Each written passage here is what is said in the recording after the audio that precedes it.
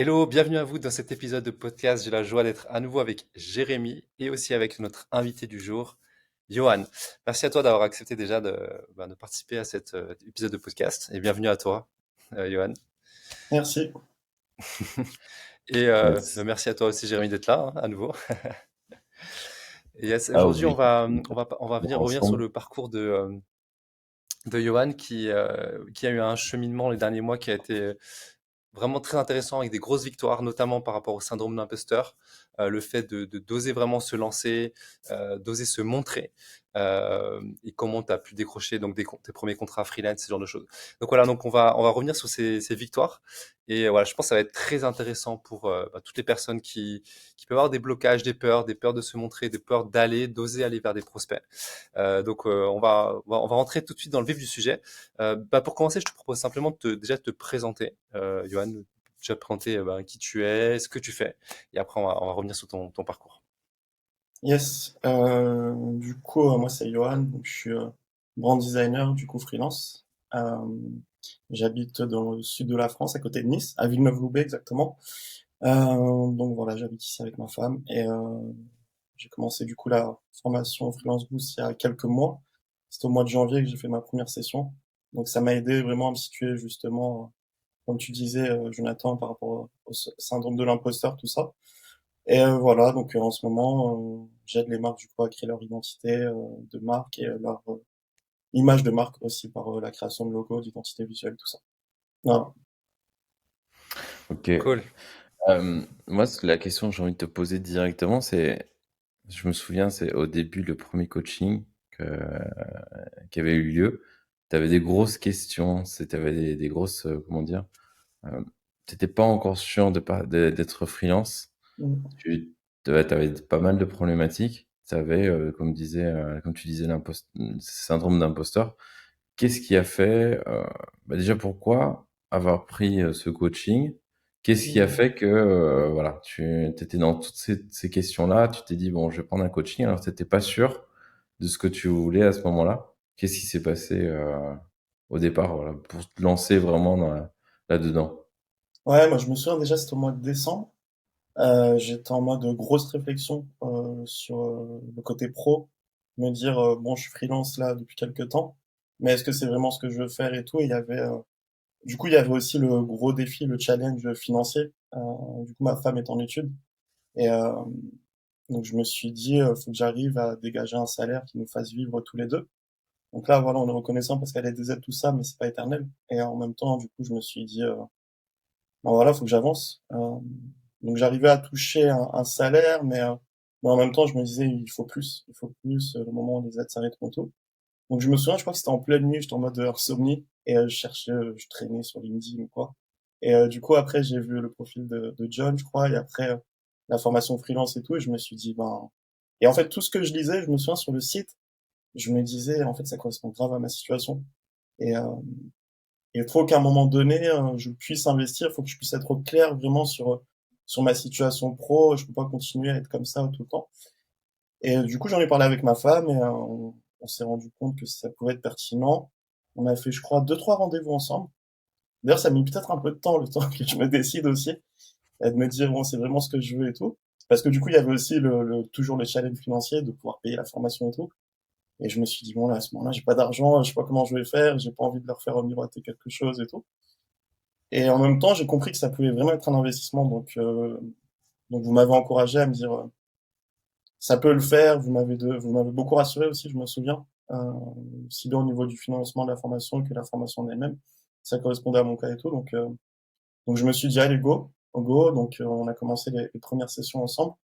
Et, euh, et du coup, comment mon syndrome de l'imposteur a disparu? Euh, Déjà, moi, c'est vrai qu'avant tout, c'était au-delà même de ce que je faisais, la création de logos et tout. C'était de savoir est-ce que je veux vraiment être freelance. Et déjà, moi-même, je savais pas vraiment pourquoi j'étais freelance, en fait.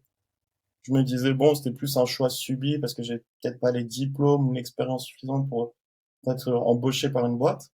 Donc, par dépit, entre guillemets.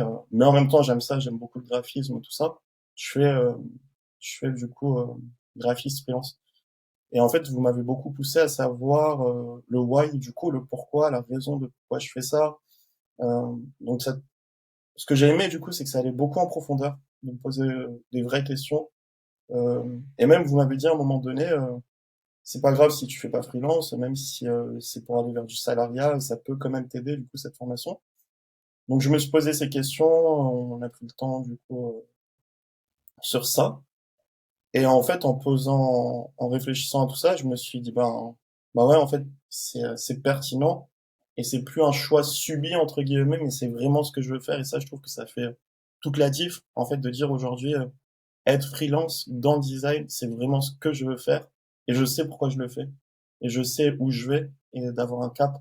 Et en même temps, du coup, ça a effacé ce syndrome d'imposteur parce que il y avait des challenges entre chaque session où je devais créer du contenu. Et finalement, du coup, ça a été pertinent déjà d'avoir votre regard, de me dire, ouais, ben, finalement, ben, regarde, c'est bien ce que tu fais, vous qui êtes expert en design et tout, de dire c'est pertinent et tout. Donc moi, ça m'a beaucoup rassuré.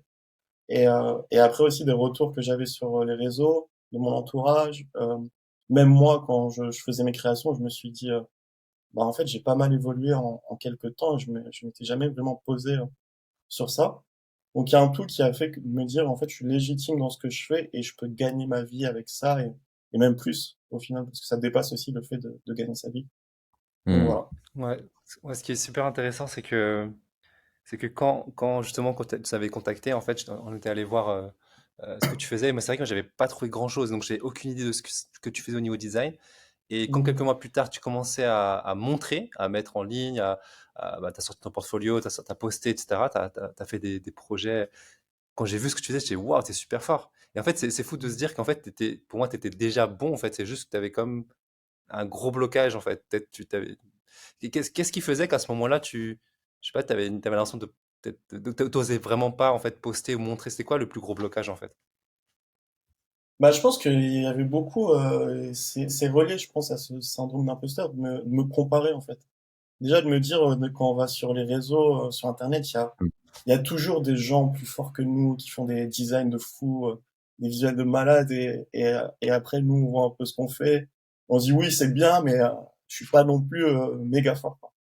Et en fait dans vos mots et dans votre accompagnement, je me suis rendu compte que c'était pas sorcier en fait. Me dire que c'était accessible mais en même temps de me dire que oui, ces gens-là, ils font des choses qui sont super, tout ça. Mais en même temps, il y a d'autres choses où ils réussissent moins et que s'ils sont arrivés à ce résultat aussi, c'est qu'ils ont beaucoup travaillé, ils ont beaucoup créé et qu'au début, on était tous un peu pareil, quoi.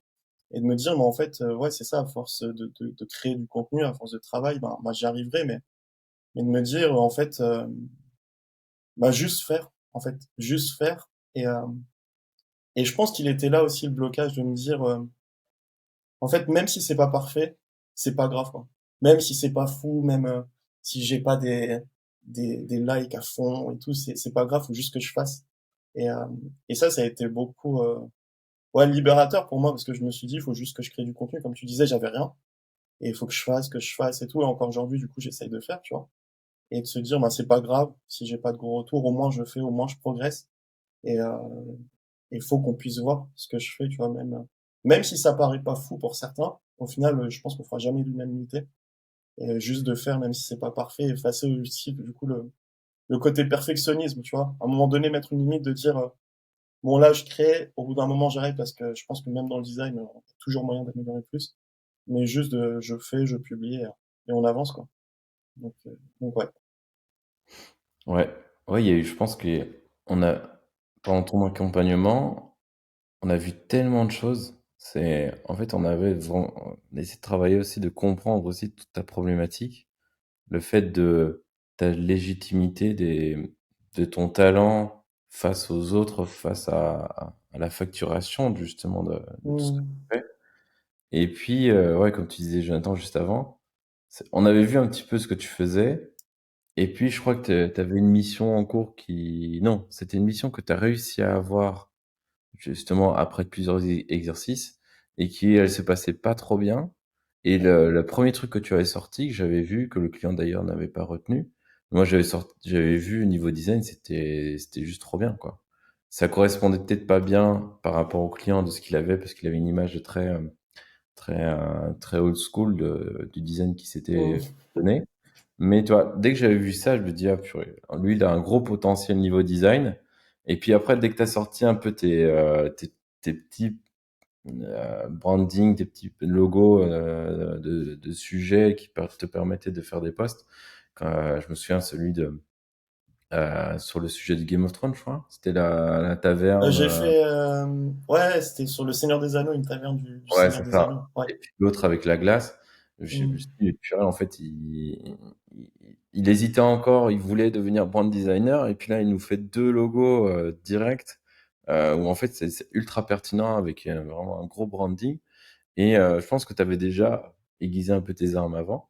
Mais du coup, tu vois, entre le début de, je sais pas si je veux être freelance, je vais peut-être être brand designer ou peut-être pas, mais en fait, je pense que c'est pas accessible pour moi, je suis pas légitime. Et puis que tu as commencé à poster, même si, tu vois, c'était pas facile parce qu'en fait, on t'a un peu bouleversé dans tes croyances et dans tes habitudes. Comment toi tu l'as vécu de l'intérieur? Parce que nous, voilà, on est de l'autre côté. Mais comment toi, est-ce que tu l'as vécu à travers aussi ce qu'on te demandait d'agir? Toi, au-delà de donner des conseils, c'est bien, mais de l'activer derrière, comment ça s'est passé toi derrière? Bah, en vrai, c'était assez, je sais pas si le terme difficile, mais en fait, d'une certaine manière, oui, parce que le mettre en place, c'est jamais facile. Et en plus, moi, un des points où j'avais du mal, c'était aussi la discipline, tu vois, d'être rigoureux sur ce que je fais et de me dire, ok, je fais ça, mais je pense que si c'est lié à la motivation. Je pense que si on sait pas où on va, qu'on planifie pas bien, etc., bah, au final, on manque de motivation et du coup de discipline derrière, quoi. Et Hmm.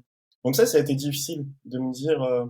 Ok, je crée du contenu, mais je crée quoi, pour qui, en fait, tu vois, dans quel but et tout. Donc ça, c'est vrai que j'avais un peu du mal à le capter au début. Et, euh, et après, ben, du coup, heureusement qu'il y avait le groupe WhatsApp où je vous posais pas mal de questions, vous savez, répondu à beaucoup de questions. De me dire, bah, de clarifier ça, en fait.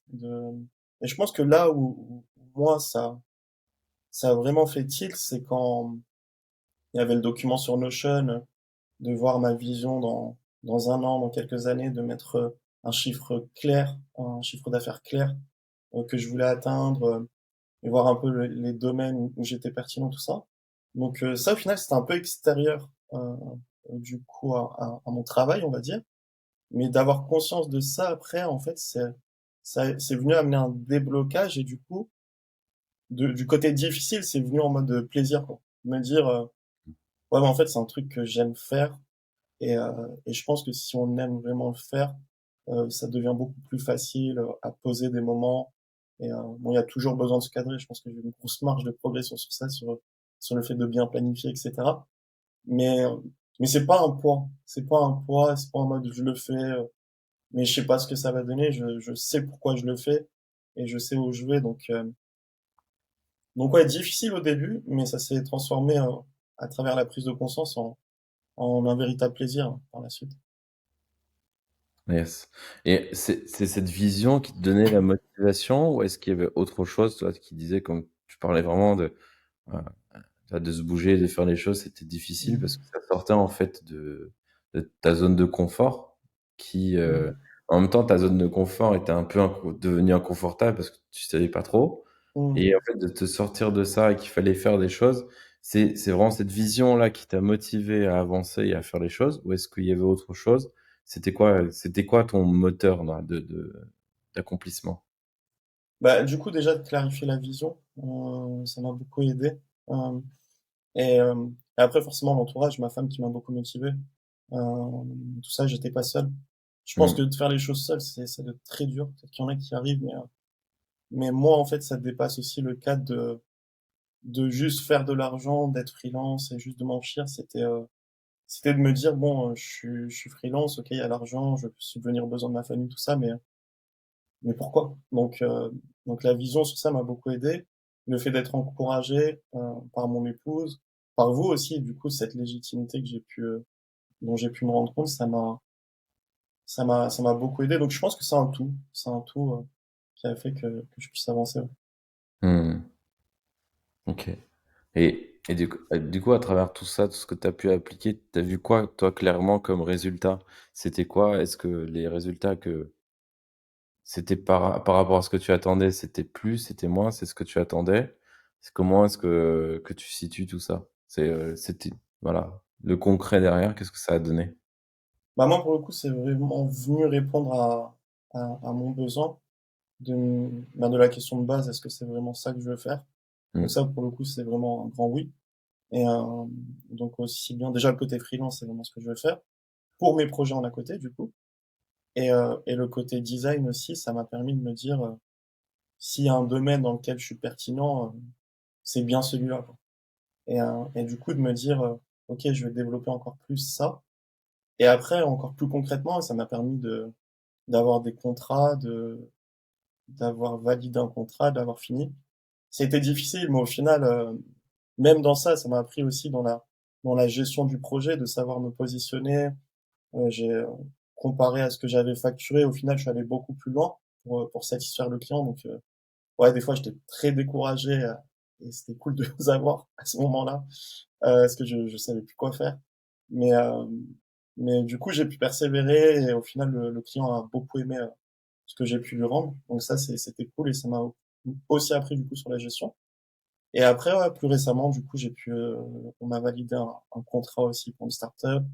Là, je suis en discussion, pareil, pour un autre contrat toujours dans l'identité visuelle. Donc même sur ça, la partie réseautage, le fait d'avoir des clients, euh, ça a beaucoup changé. Moi, dans ma tête, bon, déjà, c'est sortir de sa zone de confort, d'aller voir des gens qu'on connaît pas, tout ça.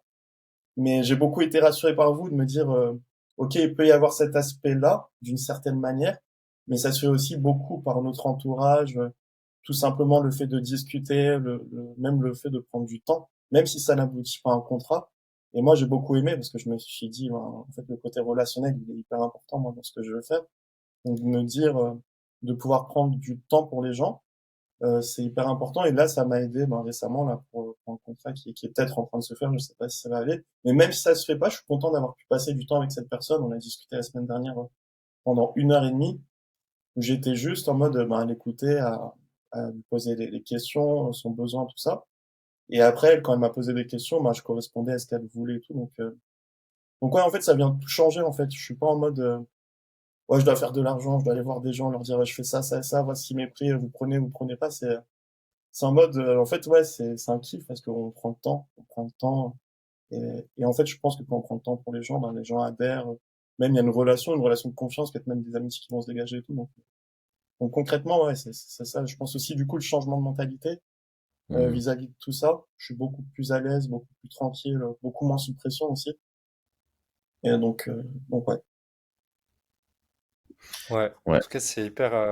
Moi, Jérémy, ouais, c'est super inspirant. On en avait parlé plusieurs fois, mais je suis quand même assez impressionné quand je t'écoute parce que c'est vrai que quand on repense aux premières conversations qu'on a eues, tu avais beaucoup, beaucoup de doutes sur Mm. si tu voulais être freelance, tu avais un tellement manque de confiance en toi. Et de voir là comment tu t'exprimes là, on te l'avait déjà exprimé, mais là je le redis, c'est assez impressionnant de voir comment tu es à l'aise aujourd'hui. Donc bravo pour ça. Ouais, si tu peux nous en dire un petit peu plus sur décrire ton état d'esprit d'aujourd'hui, comment tu le décrirais aujourd'hui? Le nouvel état d'esprit. Bah, du coup, ouais, comme je disais, je suis dans un état où je subis moins les choses. Euh, et en fait, je suis beaucoup plus épanoui dans ce que je fais. J'ai beaucoup plus envie aussi.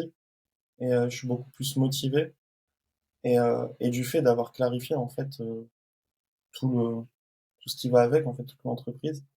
Donc, j'ai beaucoup plus envie d'avancer dans mon entreprise qu'avant, ça c'est sûr. Là où était la question, est-ce que je continue? C'est en mode, ok, je continue, je sais pourquoi. Mmh. Et du coup, moi, ça me pousse ben, à contacter des gens, à parler simplement de ce que je fais. Euh, et pour le coup, c'est vrai que j'étais assez stressé. Bah, comme je disais dimanche, là, enfin dimanche, en décembre, pendant une nuit, je faisais une insomnie et tout. Donc ça, c'était très récurrent. Donc beaucoup à réfléchir, à réfléchir. Là, je suis beaucoup plus tranquille, quoi. Beaucoup plus apaisé. Me dire, euh, me dire, ok, je sais ce que je fais, je connais les tarifs, euh, et je sais où je vais. Donc beaucoup plus apaisé, en même temps beaucoup plus motivé, ouais, je dirais, sur mon état d'esprit. Ouais, tu viens de parler de tarifs, c'est peut-être intéressant de revenir dessus. Quelle évolution il y a eu à ce niveau-là? Parce que bon, c'était pas très clair, mais est-ce que tu pourrais nous dire, ça te dérange pas, si tu donnes des chiffres assez plus précis, comment est-ce que ça a évolué à ce niveau-là? Ouais, bah du coup pour moi c'est vrai que le côté tarif, je savais pas trop comment me positionner, euh, parce que forcément je me sentais pas forcément légitime et pour avoir des projets, ben je baissais mon tarif horaire. Donc je crois que j'étais à une vingtaine d'euros à l'heure. Donc là du coup je suis passé à 45 euros de l'heure et et au final enfin c'est passé entre guillemets, ça passe. Et, euh, et je pense qu'on en avait parlé à un moment donné, la valeur perçue, tout ça, et le fait de ce que la manière dont les gens nous perçoivent, et du coup, ce qu'on fait, et du coup le décalage de pouvoir se rapprocher de comment les gens nous perçoivent. Et d'où l'importance du coup de créer du contenu sur les réseaux, de faire un portfolio sur designer, tout ça, parce que forcément la manière dont on me perçoit elle est beaucoup plus élevée maintenant, et comparé à un moment où j'avais rien du tout. Donc voilà au niveau de mes tarifs. Et maintenant, sur les projets de design, j'essaye de me baser sur ce tarif horaire et j'essaye du coup de traquer mon temps, de voir tel projet me prend tant de temps et du coup de me facturer en fonction, quoi. Ouais, ultra intéressant.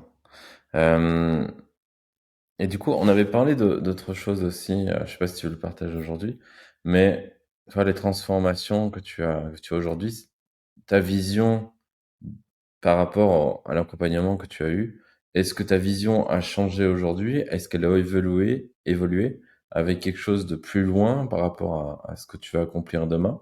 C'est quoi la prochaine étape pour toi? Ouais, je pense que ma vision elle a évolué dans le sens où bah au tout début j'étais vraiment en mode je pense aspect financier, quoi. Euh, et le truc c'était de me dire bon je dois gagner de l'argent. Donc l'entreprise, si c'est ça ou si c'est pas ça, je fais du salariat, je vais travailler n'importe où, mais genre, j'ai besoin d'argent, quoi.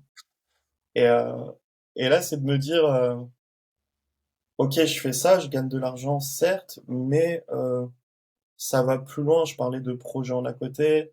Euh, Ça me permet en fait de poser, même avec mon épouse, on a une réflexion de se dire, là, elle fait ses études, du coup, se dire peut-être dans 2, 3 ans carrément, ben, qu'est-ce qu'on peut faire après ça? Et moi, du coup, en attendant, qu'est-ce que je peux faire avec mon entreprise pour essayer d'arriver à faire ça? Donc, euh, donc ouais, ça dépasse vraiment l'aspect financier et ça vient rentrer même dans une vision à tous les deux et du coup qu'on essaye chacun d'appliquer de son côté pour essayer d'aller là où on veut aller, quoi. Et, euh, et c'est hyper important parce que je pense que sans ça, je serais en mode ouais, ok, l'argent c'est bien, mais je serais un peu alors, en gros c'est bien, ça me fait vivre clairement, mais je serais en mode ouais, j'aimerais peut-être un peu plus. Donc la vision de se dire, de voir plus loin, de se dire qu'est-ce que j'aime, qu'est-ce qui me fait vibrer entre guillemets, quelles sont mes convictions, mes principes, tout ça. Du coup, moi, pour être chrétien, le fait de vouloir faire une école théologique, le côté relationnel aussi est très important, donc d'autres projets et tout. Pour moi, ça vient, ouais, ça vient me conforter dans tout ça, quoi. Et ça vient s'associer justement.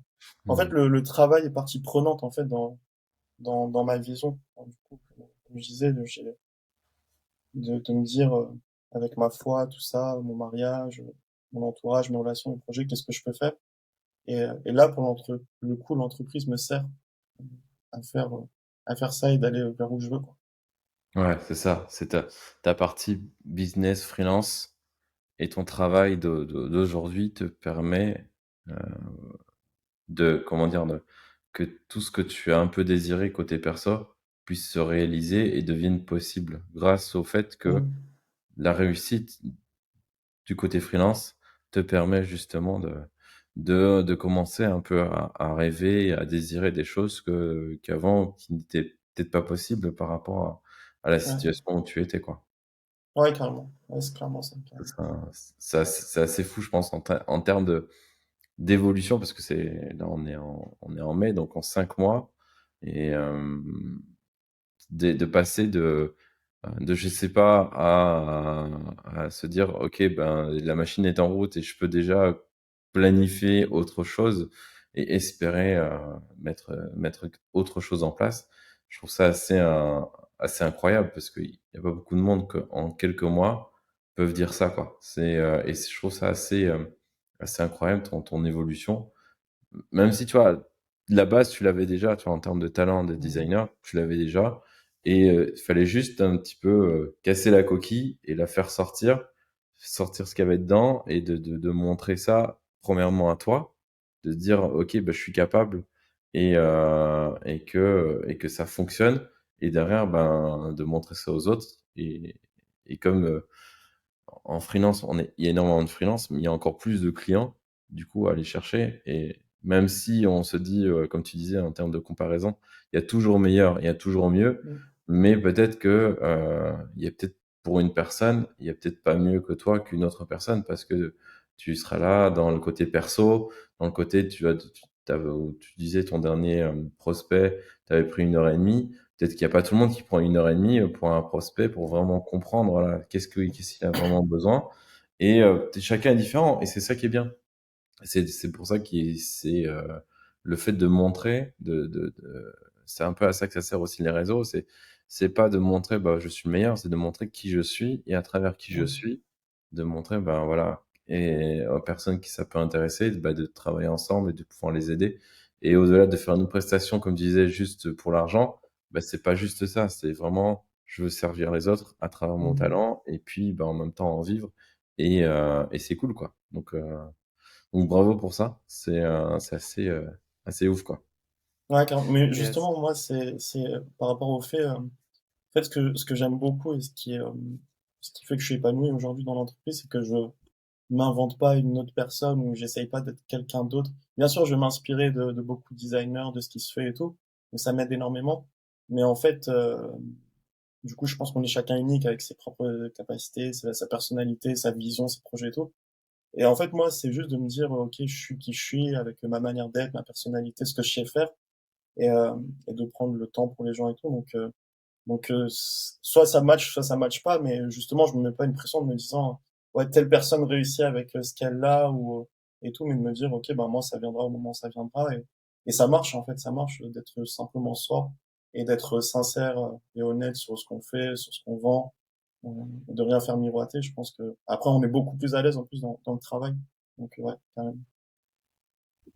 Yes, super. Bah, merci beaucoup. C'était super, super intéressant, super inspirant. Bravo, ouais, bravo encore pour ton évolution.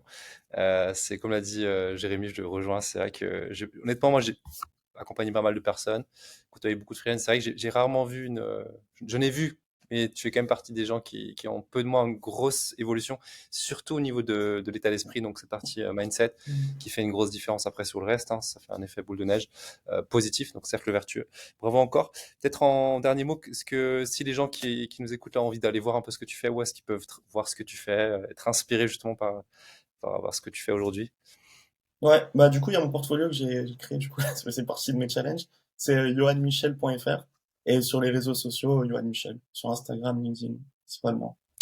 Donc, Super, excellent. Donc, n'hésitez pas à aller voir son travail, être inspiré, de voir comment il apporte de la valeur aujourd'hui à ses prospects et bah, comment il a aussi, entre guillemets, comment il montre son travail aujourd'hui.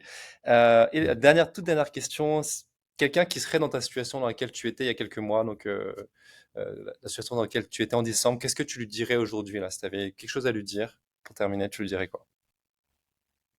bah moi, du coup, comme j'ai dit, cette formation, elle a énormément fait la différence, comme tu disais, au niveau de l'état d'esprit. Donc, euh, donc, je pense que même si elle est réticente au niveau du prix, etc., de le voir comme un investissement sur du long terme. Et je pense que sur du long terme, si la personne fait beaucoup de chiffre d'affaires, qu'elle s'épanouit ou quoi, au final, c'est rien. Je la conseillerais vraiment de regarder au-delà de la dépense, parce qu'au final, je pense que si je l'ai fait, la personne peut y arriver, parce que je pars quand même de loin. Et aussi, ouais, que la formation est vraiment pertinente, que vous connaissez votre sujet, et moi, là où j'ai beaucoup apprécié, c'est que vous prenez le temps. Il y a le groupe WhatsApp où vous nous répondez en fait à n'importe quel moment. On a des petits coups de stress ou des interrogations et tout. Et aussi que vous savez adapter du coup la formation par rapport aux gens, enfin vis-à-vis de moi. Je me souviens, c'est vrai qu'à un moment donné, j'avais demandé si je pouvais avoir des exemples, des modèles et tout. Et là, du coup, vous m'avez envoyé des images, le Notion et tout, du coup, qui m'a beaucoup aidé. Donc pour moi, ouais, cette formation, ça m'a beaucoup aidé. Je conseille vraiment de la faire parce qu'elle aide pas forcément sur un aspect pécunier, mais bien plus. Et je pense que c'est là que ça se joue si Hmm. on veut que du coup l'aspect pécunier super. Donc ouais. Ok, ça marche. Bah, merci beaucoup pour cet encouragement. Après, c'est vrai que, entre guillemets, personnellement, que ce soit avec nous ou avec un autre coach, entre guillemets, peu importe, mais c'est sur le fait de se faire accompagner, c'est sûr qu'au niveau des blocages, c'est sûr que c'est quelque chose qui est Ah ouais, vraiment, carrément. qui est essentiel, qui peut vraiment aider. Moi-même, je suis beaucoup fait accompagné par pas mal de coachs, donc je peux que le recommander. Bah, merci à toi, Johan, pour ton temps, tes précieux conseils, Merci. c'était top. Merci à toi, Jérémy, encore d'avoir été présent. Bah, voilà. En tout cas, j'espère que vous qui nous regardez ou qui nous écoutez, que vous avez apprécié, j'en suis sûr que ça a été inspirant et que ça puisse vous aider vraiment à passer à l'action, à faire sauter le syndrome de l'imposteur. Et voilà, je vous dis à très vite pour des prochains épisodes de podcast. Ouais, Jérémy, Johan. Ciao. Bye.